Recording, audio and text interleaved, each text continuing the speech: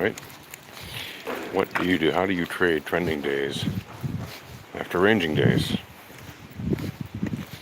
Well, of course, that depends on the information you glean from the volatility, entropy, probability, and statistics, also known as the VEPS, right? If the information is telling you that the trending day is likely to have some severe movements, well, then be ready for that kind of trending movements. If you think that the ranging day of the previous day has turned into a trending day that is going to be relatively timid or docile for a trending day, then trade that way. Now, why is it that I pointed out yesterday the importance of trading the ranging days and limiting moves so that you don't try to stay into moves very long? Well, if you look at all the hills and valleys, that's exactly why. Especially if you happen to be one of those people who trades volatile assets using leverage. Because then there's a very high probability that you can get wrecked, right? Or at least lose significant amounts compared to your initial starting position. And nobody needs that. That kind of defeats the whole purpose of the enterprise of trading, right? The whole purpose of trading is to gain and maximize your P&L. You can't do that if you're losing capital every time you trade, because you trade high leverage positions and then you lose significant amounts of capital. And if you're one of those people who does not trade with very high leverage, good for you. Personally, I think that's the better way to go. I think it's best to avoid leverage entirely, especially if you can, trade assets that you don't need it on. For example, if you do trade crypto, or if you trade traditional stocks or assets, right, there's still plenty of equities that are trading, stocks that are trading that are very volatile relatively to what you hear about. Stocks go up a couple percent in a year. Many go up a lot more than a couple percent.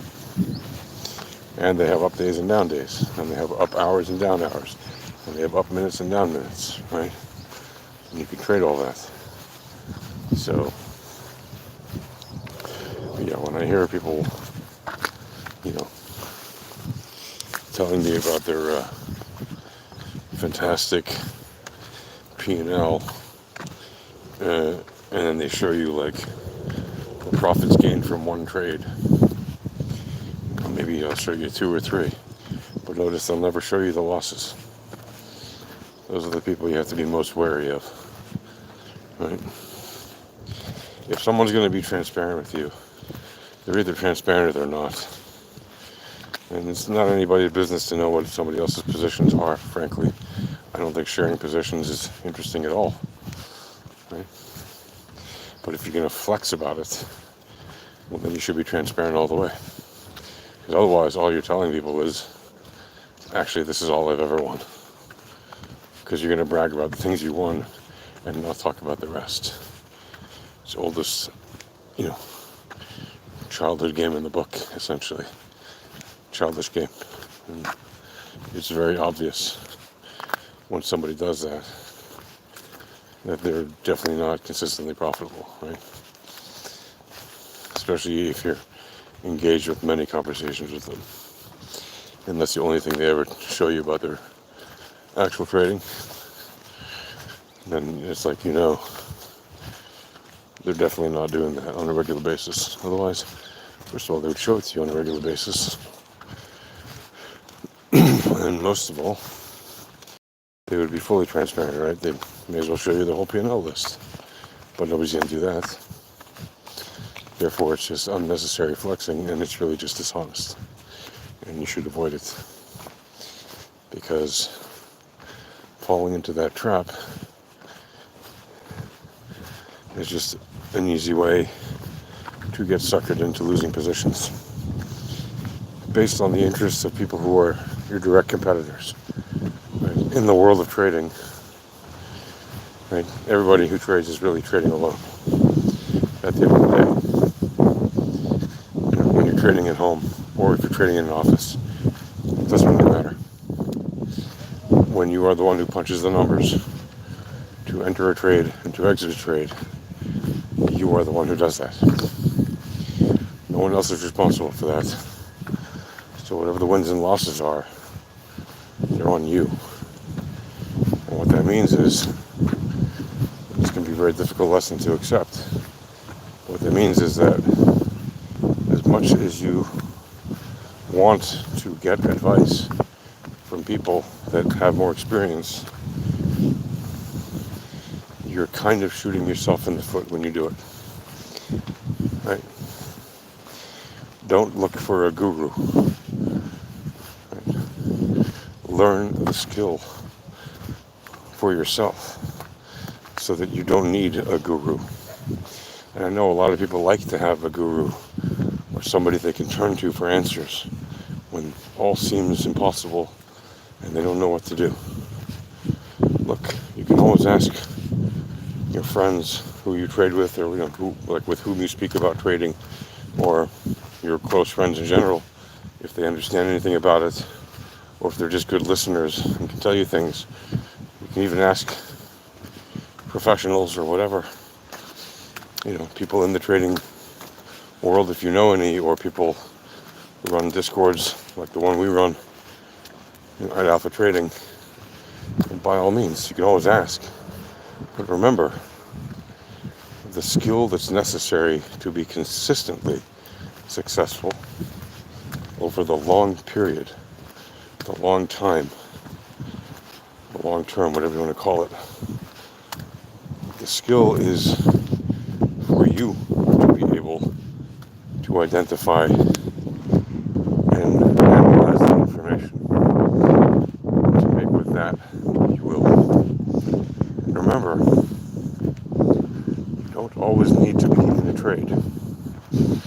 Even if there's a massive trending day happening, and there's a very high probability of an incredible amount of trending moves happening, well, what if you're busy that day? You're going to let that interfere with your thinking? You really shouldn't. What if you have priorities to take care of? You're going to let that interfere with your thinking and your trading? You shouldn't. You should take care of your priorities.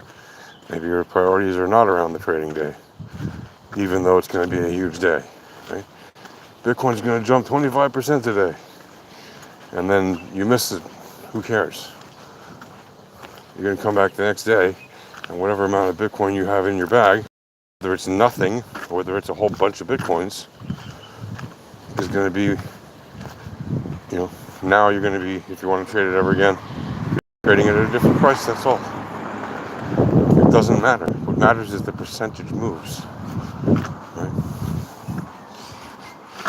Now, it might matter psychologically to you if you're trying to get a whole unit of it, right? Or a whole unit of Berkshire Hathaway stock that's, very expensive or whatever. You're one of those people.